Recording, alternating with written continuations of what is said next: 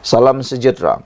Ini satu pendedahan berkait dengan gaji para ahli, para menteri besar yang ada di Malaysia, juga ketua menteri yang ada di Malaysia.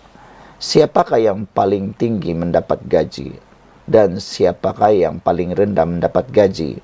Yang lebih mengejutkan ialah ada beberapa ketua menteri ataupun menteri besar yang mempunyai gaji lebih besar, jauh lebih besar berbanding dengan gaji Perdana Menteri Anwar Ibrahim, yang mana Anwar Ibrahim tak mahu terima sehingga kini.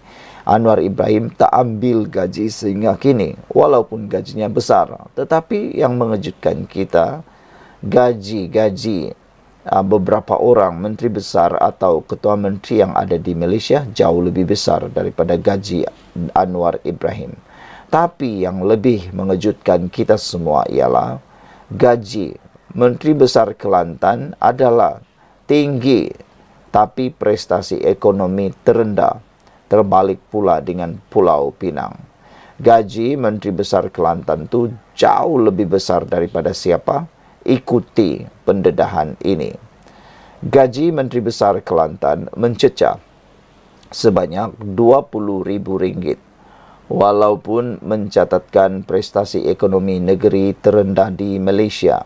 Dengan KDNK per kapita pada tahun 2023 hanya 16,836. Analisis Kini Labs News mendedahkan gaji Menteri Besar Kelantan adalah 119% daripada KDNK per kapita negeri. Angka itu sekaligus membuktikan wujudnya jurang besar antara gaji Menteri Besar dan prestasi ekonomi di negeri di Malaysia. Sebaliknya, dengan KDNK per kapita 72,586, Pulau Pinang mencatatkan KDNK per kapita tertinggi di Malaysia. Pada tahun 2023 tidak termasuk wilayah persekutuan.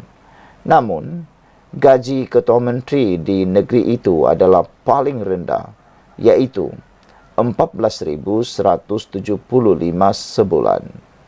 Ini bermakna keadaannya terbalik dengan Kelantan. Di sini gaji ketua menteri hanyalah 1/5 atau 20% daripada KDNK per kapita negeri menurut analisis itu lagi. Perbandingan juga mendapati gaji Menteri Besar Kelantan turut melebihi gaji Menteri Besar Negeri Sembilan dan Ketua Menteri Melaka, biarpun masing-masing KDNK per kapita berjumlah 51,709 dan 53,922. Selain itu, dengan KDNK per kapita 41,902, gaji Menteri Besar Johor adalah 14,907. Jauh berbeza dengan laba bulanan diraih Menteri Besar Kelantan yang tidak sepadan dengan prestasi ekonomi negeri. Malah, gaji Speaker Kerajaan Negeri Kelantan menyemai Selangor iaitu 15,000 yang merekodkan KDNK per kapita ketiga tertinggi di Malaysia.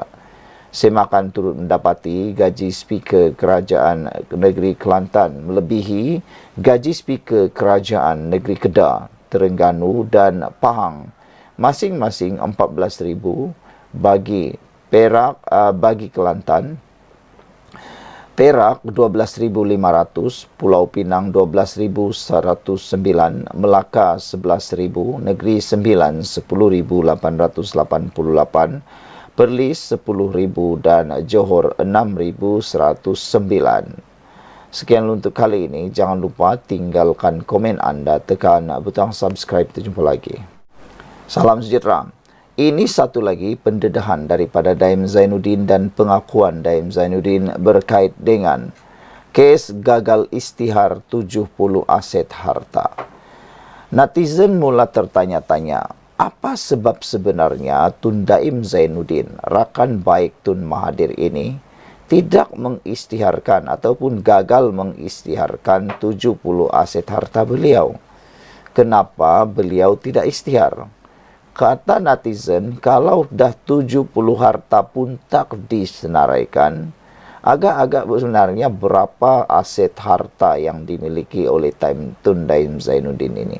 Memanglah dia memang diketahui sangat kaya. Dia memang diketahui sebagai ahli perniagaan yang berjaya.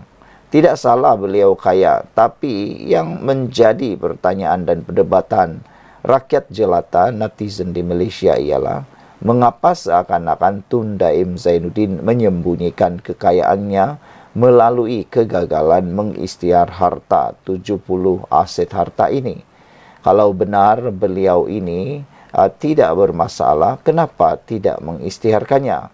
Yang menjadi pertanyaan netizen berbalik kepada satu pepatah, berani kerana benar, takut kerana salah.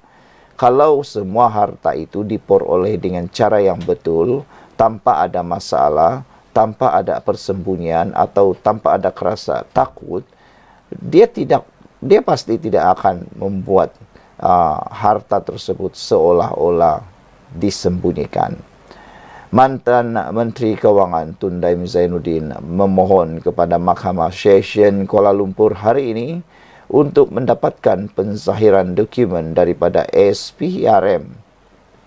Ia berhubung kes tidak mengisytiharkan 70 aset harta dihadapinya, termasuk 7 kereta mewah seperti Mercedes-Benz, Jaguar, Austin Morris dan Rolls-Royce. Yang menjadi perdebatan juga daripada netizen ialah mengapa tiba-tiba Tun Daim Zainuddin mohon penzahiran dokumen SPRM. Ada netizen kata kalau orang lain pun tak boleh dapat dokumen-dokumen sulit ini, mengapa pula Tun Daim Zainuddin boleh dapat?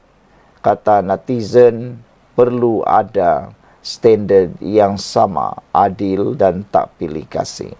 Walaupun Tun Daim Zainuddin minta penzahiran dokumen SPRM, ini jangan dilayan, kata netizen.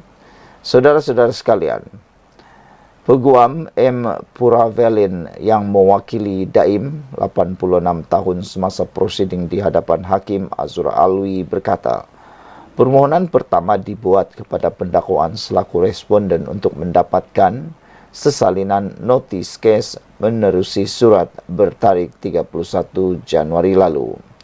Namun responden gagal atau enggan membekalkannya salinan dokumen itu sehingga ke hari ini, katanya.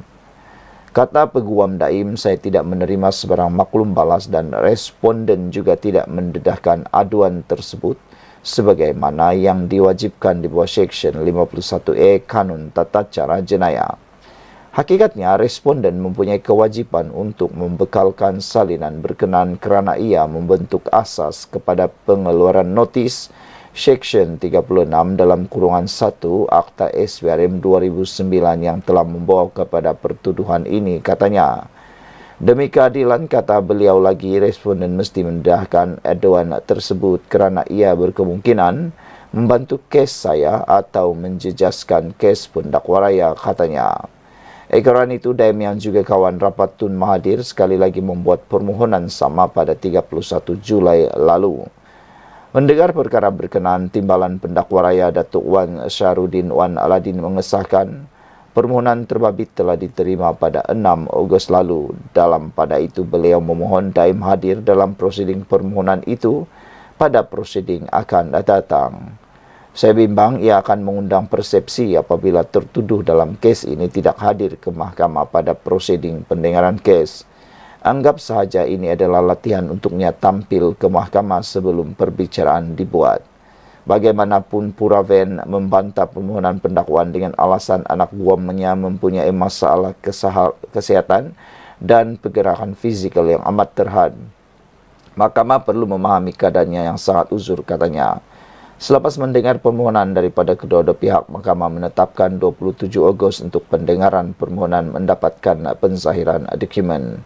Hakim turut membenarkan pengecualian pemilik bangunan Menara Ilham Kuala Lumpur itu dalam prosiding akan datang. Pada 29 Januari lalu, Daim didakwa atas pertuduhan gagal mematuhi notis dan tidak mengisytiharkan harta termasuk beberapa kenderaan mewah, syarikat dan hartanah di sekitar Kuala Lumpur, Selangor, Pahang, Negeri Sembilan, Perak dan Kedah.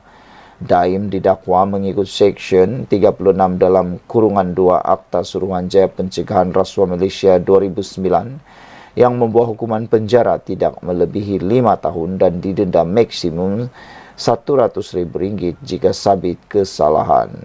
Sekian untuk kali ini. Jangan lupa tinggalkan komen anda, tekan butang subscribe. Kita jumpa lagi. Bye-bye.